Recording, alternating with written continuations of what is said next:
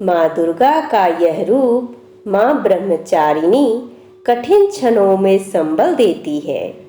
दधाना कर पद्माभ्याम क्षमालाकमंडलू देवी प्रसिद्धतु मयि ब्रह्मचारिण्यनुत्तमा। माँ दुर्गा की नवशक्ति का दूसरा स्वरूप ब्रह्मचारिणी का है। यहाँ ब्रह्म का अर्थ तपस्या से है। माँ दुर्गा का यह स्वरूप भक्तों और सिद्धों को अनंत फल देने वाला है। इनकी उपासना से तप, त्याग, वैराग्य, सदाचार और संयम की वृद्धि होती है। ब्रह्मचारिणी का अर्थ तप की चारिणी यानी तप का आचरण करने वाली। देवी का यह रूप पूर्ण ज्योतिर्मय और अत्यंत भव्य है।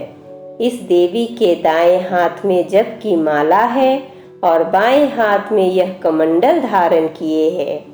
पूर्व जन्म में इस देवी ने हिमालय के घर पुत्री रूप में जन्म लिया था और नारद जी के उपदेश से भगवान शंकर को पति रूप में प्राप्त करने के लिए घोर तपस्या की थी।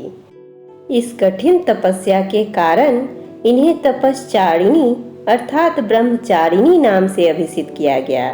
1000 वर्ष तक इन्होंने केवल फल फूल खाकर बिताए और 100 वर्षों तक केवल जमीन पर रहकर शाक पर निर्वाह किया।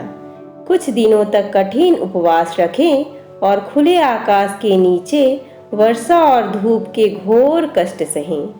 3000 वर्षों तक टूटे हुए बिल्वपत्र खाएं और भगवान शंकर की आराधना करती रहीं। इसके बाद तो इन्होंने सूखे बिल्वपत्र खाना भी छोड़ दिए। कई हजार वर्षों तक निर्जल और निराहार रहकर तपस्या करती रहीं। पत्तों को खाना छोड़ देने के कारण ही इनका नाम अपर्णा पड़ गया।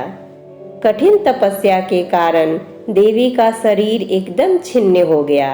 देवता, ऋषि, सिद्धगण, मुनि सभी ने ब्रह्मचारिणी की तपस्या को अभूतपूर्व पुण्यकृत बताया, सराहना की और कहा, हे देवी, आज तक किसी ने इस तरह की कठोर तपस्या नहीं की। यह तुम्ही से ही संभव थी। तुम्हारी मनोकामना परिपूर्ण होगी और भगवान चंद्रमौली शिव जी तुम्हें पति रूप में प्राप्त होंगे। अब तपस्या छोड़कर घर लौट जाओ। जल्द ही तुम्हारे पिता तुम्हें बुलाने आ रहे हैं। इस देवी की कथा का सार यह है कि जीवन के कठिन संघर्षों में भी मन विचलित नहीं होना चाहिए। माँ ब्रह्मचारिणी देवी की कृपा से सर्व सिद्धि प्राप्त होती है। दुर्गा पूजा के दूसरे दिन देवी की इसी स्वरूप की उपासना की जाती है।